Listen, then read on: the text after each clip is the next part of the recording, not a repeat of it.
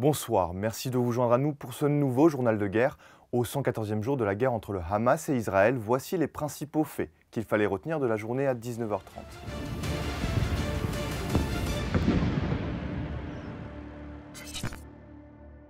Commençons par la situation à la frontière libano-israélienne.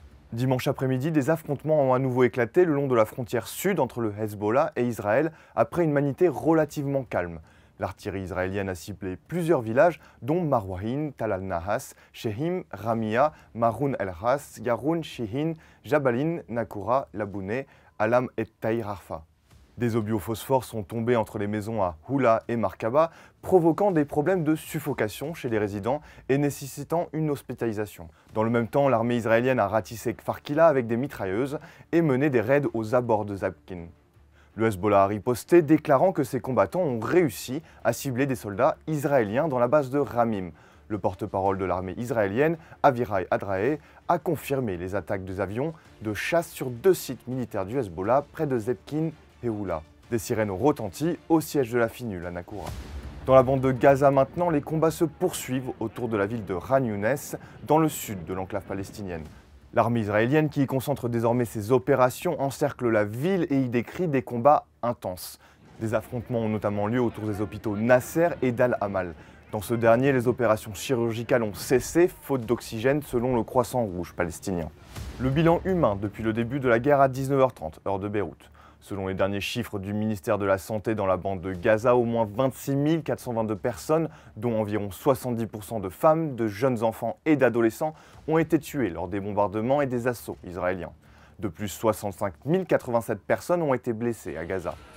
Les chiffres les plus récents incluent 165 personnes tuées au cours des dernières 24 heures. Du côté israélien, un total de 1140 personnes ont été signalées mortes lors de l'attaque du 7 octobre, selon l'AFP, sur la base de données officielle israélienne. Ce chiffre reste inchangé malgré les rapports réguliers de soldats israéliens tués dans la bande de Gaza. À l'international maintenant, la journée a été particulièrement noire pour l'UNRWA, l'agence onusienne en charge des réfugiés palestiniens.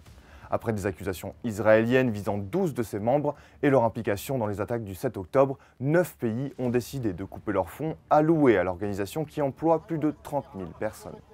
Il s'agit des États-Unis, de l'Australie, du Canada, du Royaume-Uni, de la Finlande, de la France, de l'Allemagne, de l'Italie et des Pays-Bas.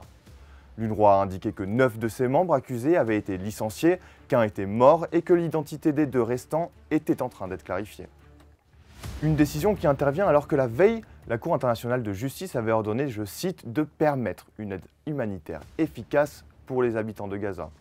Selon Francesca Albanese, rapporteure spéciale des Nations Unies pour les territoires palestiniens occupés et experte indépendante nommée par le Conseil de l'ONU pour les droits humains, mais qui ne parle pas au nom de l'ONU, cette décision de couper les fonds à l'UNRWA revient à désobéir ouvertement à l'ordre de la Cour internationale de justice et entraînera des responsabilités légales, ou bien verra la fin du système international de justice.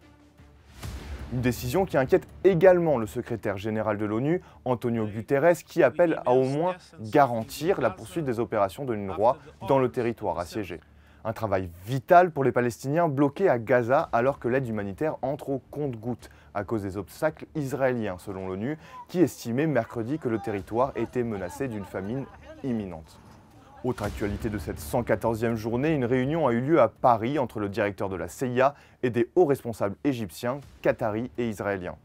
L'objectif de cette rencontre est d'aboutir à un plan de trêve réaliste qui comprend la libération des otages israéliens, toujours retenus à Gaza, et une pause dans les combats sur le terrain. C'est tout pour le récapitulatif d'aujourd'hui. Rendez-vous demain pour un autre tour d'horizon de la situation.